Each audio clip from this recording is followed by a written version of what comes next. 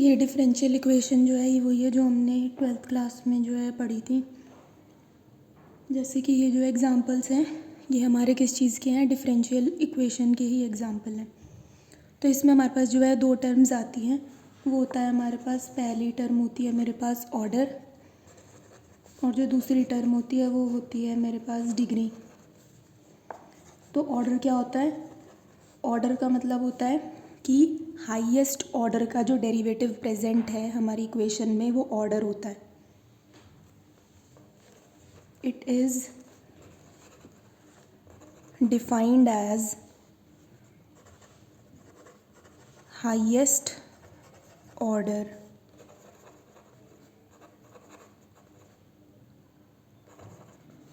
Derivative it contains।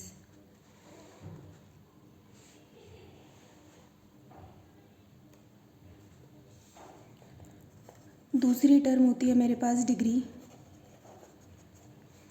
Degree का क्या मतलब होता है? जैसे हमारे पास एक पॉलिनोमियल है, उस पॉलिनोमियल की जो भी पावर होती है वो हमारे पास डिग्री होती है।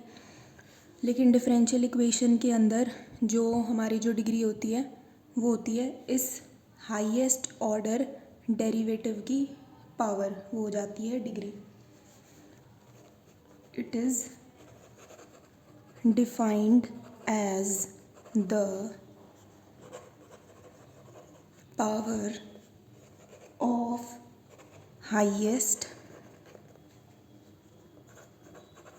Order derivative it contains. तो यहाँ पे जो इट है उसका मतलब है हमारे पास डिफरेंशियल इक्वेशन। तो हमारे पास एक बड़ी सी जो है वो एक डिफरेंशियल इक्वेशन आएगी, उसके अंदर हमें ये देखना होगा कि भाई ऑर्डर क्या है और डिग्री क्या है। तो ऑर्डर क्या है? It is defined as highest order derivative it contains. And degree क्या होती है?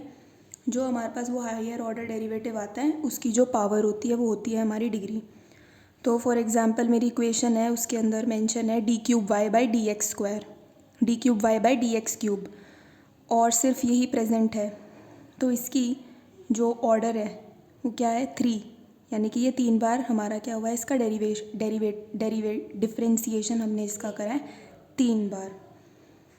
d³ इसका क्या मतलब होता है कि हमने dy/dx का 3 बार डिफरेंशिएशन करा है। तो ऑर्डर क्या हो गया?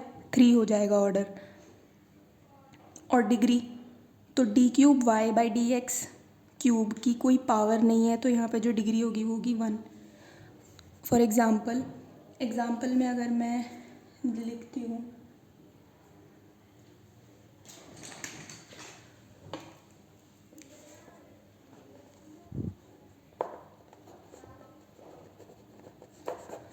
तो एग्ज़ाम्पल अगर हम देखें तो d³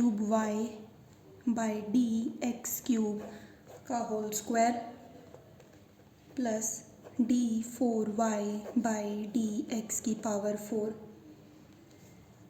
प्लस 4y = 0।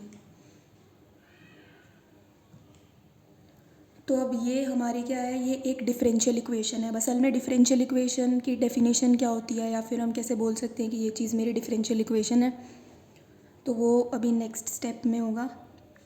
तो अभी हम ये मानेंगे कि ये मेरी एक डिफरेंशियल इक्वेशन है। अब इसके अंदर अगर मैं देखूँ तो ये क्या है मेरा, मैंने इसका 3 बार डेरिवेशन करा है और इसकी पावर दी हुई है स्क्वायर, यानी कि 2। ये क्या है, मैंने इसको 4 बार डिफरेंशिएट करा है और इसकी पावर 1 है। ये 4 है कांस्टेंट टर्म है, और ये सिंपल y है विच इज़ इक्वल्स टू 0 है। तो इसमें अगर मैं ऑर्डर निकालूँ तो ऑर्डर क्या होता है? Highest order derivative. तो सबसे बड़ा, यानी कि वो कौन सा इनमें से क्वांटिटी है, वो कौन सा एलिमेंट है जो कि आ रखा है हमारा, जिसको हमने डिफरेंशिएट करा है, बहुत बार डिफरेंशिएट करा है। तो यहाँ पे हम देखेंगे कि ये जो है dy/dx, तो ये मैंने 4 बार डिफरेंशिएट करा है, ये मैंने 3 बार डिफरेंशिएट करा है। ये हाईएस्ट है, ये कम है। सो यहाँ पे जो ऑर्डर आ जाएगा मेरा वो क्या होगा? 4 होगा। तो ऑर्डर क्या हो जाएगा इस केस में? ऑर्डर हो जाएगी वैल्यू मेरी 4, क्योंकि ये 4 बार डिफरेंशिएट हुआ है। अब डिग्री क्या होती है भाई? जो भी तुम्हारा हाईएस्ट ऑर्डर आया उसकी क्या पावर थी, तो d4y/dx 4 ही मेरा ऑर्डर है और मुझे इसी की पावर देखनी है और इसकी पावर हम क्या देख सकते हैं 1। तो यहाँ पे जो डिग्री आएगी वो क्या हो जाएगी 1। और अब जो है वो आ जाएगा कि असल में हमें कैसे पता चलेगा कि भाई ये मेरा लीनियर डिफरेंशियल इक्वेशन है या नहीं है। तो वो हम देख लेंगे linear differential equation. Linear differential equation क्या होती है? तो लीनियर डिफरेंशियल इक्वेशन एक सिंपल पॉइंट होता है हमारे पास। अगर मैं टेक्निकल डेफिनेशन पे जाऊँ तो क्या चीज़ होती है, हमारे पास जो डिपेंडेंट वेरिएबल है किसी इक्वेशन में मेरे पास डिपेंडेंट वेरिएबल जो है उसका मल्टीप्लिकेशन खुद के डेरिवेटिव से नहीं होना चाहिए। बस वो चीज़ मेरी क्या होती है, लीनियर डिफरेंशियल इक्वेशन, और पावर 1 होनी चाहिए। मतलब कि अगर हमने कोई इक्वेशन लिखी, जैसे इस इक्वेशन को अगर मैं देखूं तो इसमें मैं y को डिफरेंशिएट कर रही हूँ x के रिस्पेक्ट में।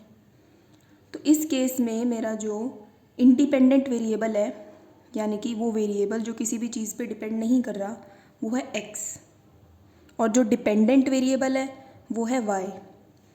इंडिपेंडेंट वेरिएबल फॉर एग्ज़ाम्पल अगर मैं लूँ तो इस केस में इंडिपेंडेंट वेरिएबल x है, डिपेंडेंट वेरिएबल y है। ऐसा इसलिए क्योंकि मैं y को x के रिस्पेक्ट में डिफरेंशिएट कर रही हूँ, तो ऑब्वियसली मेरा y क्या हो जाएगा, डिपेंडेंट वेरिएबल होगा।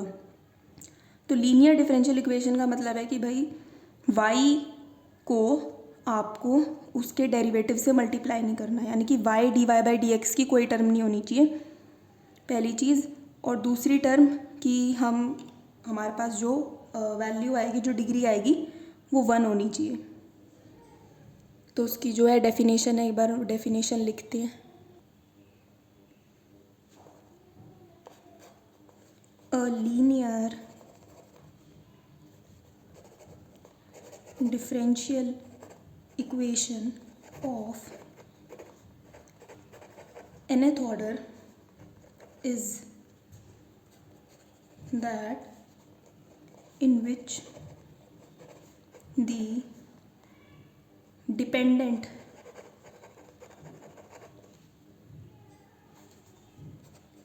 variable and its derivative occur only in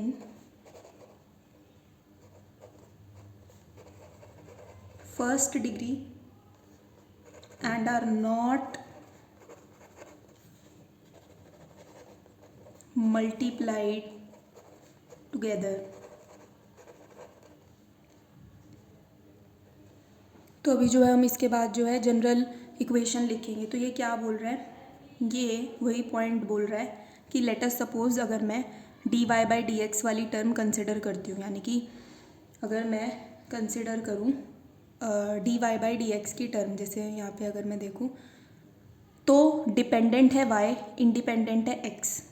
तो ये क्या बोल रहा है कि लीनियर डिफरेंशियल इक्वेशन आप किसी भी ऑर्डर की निकाल सकते हो, यानी कि nth ऑर्डर की है तो हम किसी भी ऑर्डर का मेंशन कर सकते हैं। यानी कि इक्वेशन में मैं d4y/dx 4 भी हो सकता है, या dny/dx n भी हो सकता है, या d2y/dx क्यूब भी हो सकता है। तो ये क्या चीज़ें हैं, ऑर्डर बदल रहा है, तो nth ऑर्डर हो सकता है, यानी कि तुम कितनी बार भी डिफरेंशिएट कर सकते हो। दूसरी चीज़, ये तो था फर्स्ट कंडीशन। सेकंड कंडीशन जो है वो ये है कि जो डिपेंडेंट वेरिएबल है, यानी कि अभी हमने y माना हुआ है डिपेंडेंट वेरिएबल, और उसका जो डेरिवेटिव आएगा, डेरिवेटिव क्या होगा y का, dy/dx होगा, है ना। तो ये क्या बोल रहा है, डिपेंडेंट वेरिएबल और उसका डेरिवेटिव वो मेरा फर्स्ट डिग्री में होना चाहिए। फर्स्ट डिग्री का क्या मतलब होता है कि उसका जो डिग्री है वो मेरी 1 होनी चाहिए। डिग्री 1 मतलब पावर 1, यानी कि ये इक्वेशन हमारी क्या है, डिफरेंशियल इक्वेशन नहीं है। कैसे? क्योंकि यहाँ पे हमने जो हमारे पास डेरिवेटिव है उसकी जो डिग्री आई हुई है वो 2 आई हुई है, लेकिन इसने हमें बोला है कि जो डेरिवेटिव है और जो y है वो 1 डिग्री का होना चाहिए, यानी कि y square, y cube, y की पावर 4 नहीं हो सकती। इसकी पावर 1 होनी चाहिए, 2, 3, 4 नहीं होनी चाहिए। ये 3 points. First point nth order तक, किसी भी ऑर्डर तक डेरिवेटिव हो सकता है। दूसरा, y और उसका डेरिवेटिव एक साथ मल्टीप्लाई नहीं होना चाहिए। तीसरी टर्म, y और उसका जो डेरिवेटिव है उनकी डिग्री, दूसरे वर्ड में बोलूँ तो पावर 1 होनी चाहिए। तो इनकी जो जनरल टर्म हमारे पास बनती है लीनियर डिफरेंशियल इक्वेशन की, वो हम लिख सकते हैं ऐसे, d की power n y by D x N. तो ये क्या है? nth order derivative plus p1 d n minus 1 y by D X की power n minus 1 plus p2 d n minus 2 by D X n minus 2 N up to so on till p n minus 1। क्या आ जाएगा? dy by D X plus P N Y is equals to are. तो इसमें सब कुछ satisfy हो रहा है। पहला कि हम किसी भी ऑर्डर का ले सकते हैं, दूसरा कि डिपेंडेंट और डेरिवेटिव आपस में कहीं पे भी मल्टीप्लाई नहीं हुए हुए हैं। ये मत सोचना कि ये मल्टीप्लाई हो रहा है, नहीं, ये तो डेरिवेटिव है, dy बाई डी एक्स, वो चीज़ है ये। तीसरा कि हमारे पास 1 डिग्री में होनी चाहिए। तो अगर तुम देखो कि ये ऑल्दो ये nth ऑर्डर पे है पर इसकी पावर 1 है, ऑल्दो ये मेरी फर्स्ट ऑर्डर का है बट इसकी जो पावर है वो क्या है? 1 है, इसकी भी पावर 1 है, तो तीनों चीज़ें सेटिस्फाइड है। तो this is my differential equation.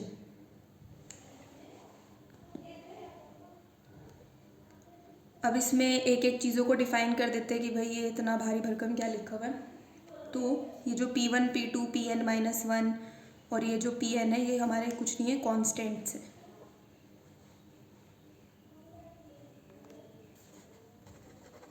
where p1, p2 and so on till pn, these are my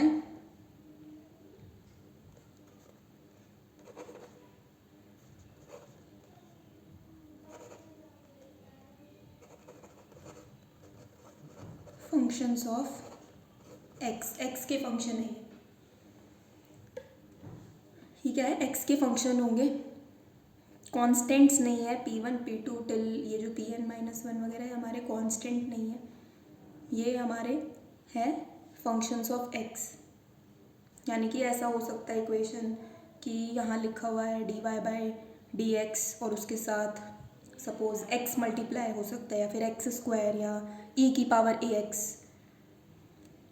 लेकिन y मल्टीप्लाई नहीं होगा, तो है वो टर्म्स। तो यहाँ से एक और पॉइंट क्लियर हो गया कि क्या डेरिवेटिव के साथ x का फैक्टर मल्टीप्लाई हो सकता है? तो बिल्कुल हो सकता है।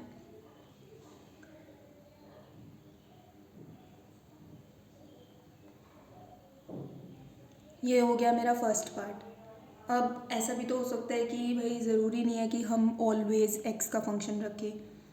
तो बिल्कुल ये फंक्शंस हमने एक x का दे दिया, एक ये टाइप 1 हो गया। टाइप 2 क्या होगा? टाइप 2 ये होगा कि भाई कोई फंक्शन नहीं है। अब टाइप 2 में क्या हो जाएगा?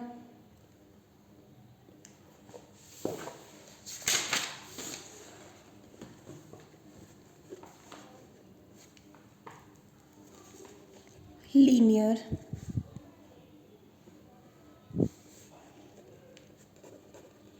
Differential equation with,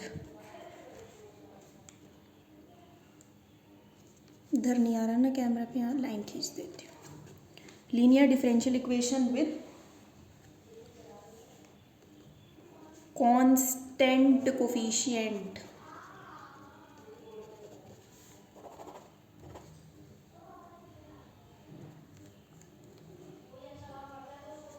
D n y by D x n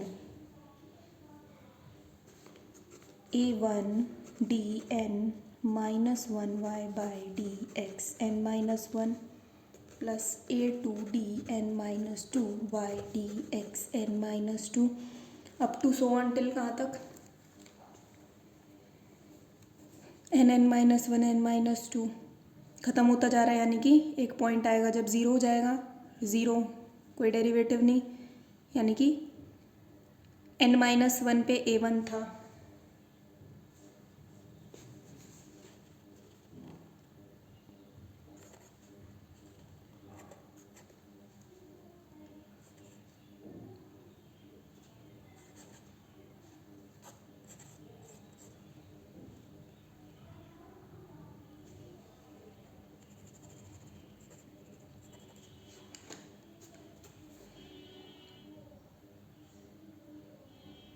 a1 था dn माइनस 1 पे, a2 था dn माइनस 2 पे।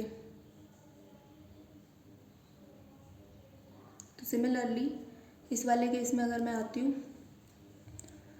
तो जो पावर है मेरी वो क्या है भाई, dn था n पे तो ज़ीरो था, यानी कि जो a की जो वैल्यू चल रही है वो एक कम चल रही है as compare to this order, मतलब यहाँ a ज़ीरो है पावर n पे, तो n पे ज़ीरो है, n माइनस 1 पे 1 है, तो यहाँ से क्या पता चल गया कि ये ज़ीरो से स्टार्ट हुआ था जब ये n था, यहाँ पे कुछ भी नहीं था, तो इसका क्या मतलब हुआ कि एक कम करनी है हमें वैल्यू।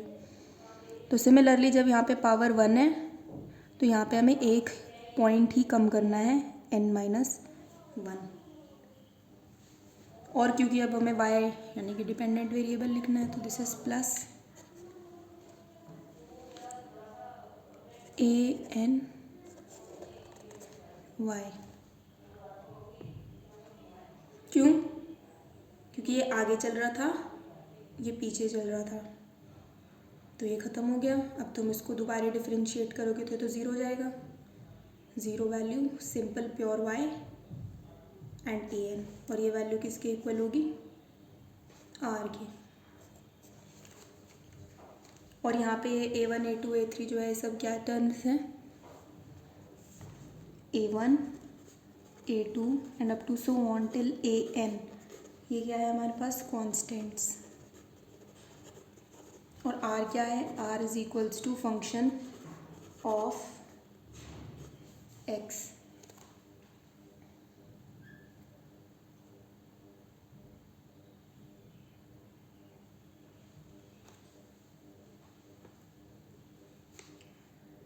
अब कुछ इम्पोर्टेंट पॉइंट्स हैं हमारे पास,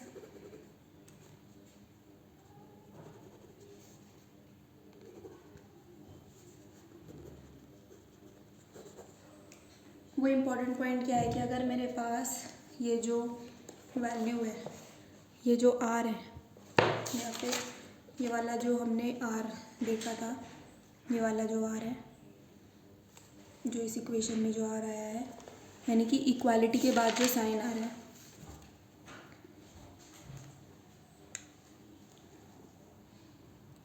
जो इक्वालिटी के बाद जो साइन आ रहा है उसके हिसाब से हम टाइप डिफरेंशिएट कर सकते हैं। तो पहला क्या होता है कि अगर मेरा r की वैल्यू ज़ीरो है तो जो डिफरेंशियल इक्वेशन आएगी डी मतलब डिफरेंशियल इक्वेशन, वो क्या हो जाएगी, होमोजीनियस डिफरेंशियल इक्वेशन हम उसको बोलेंगे। और अगर यही r की वैल्यू नॉन ज़ीरो है, यानी कि कुछ फंक्शन है वहाँ पे प्रेजेंट x का, तो वो जो डिफरेंशियल इक्वेशन है उसको हम क्या बोलेंगे कि भाई वो क्या है, non homogeneous differential equation.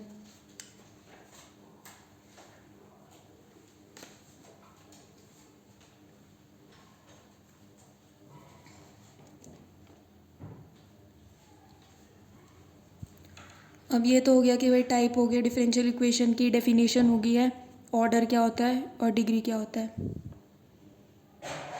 Okay.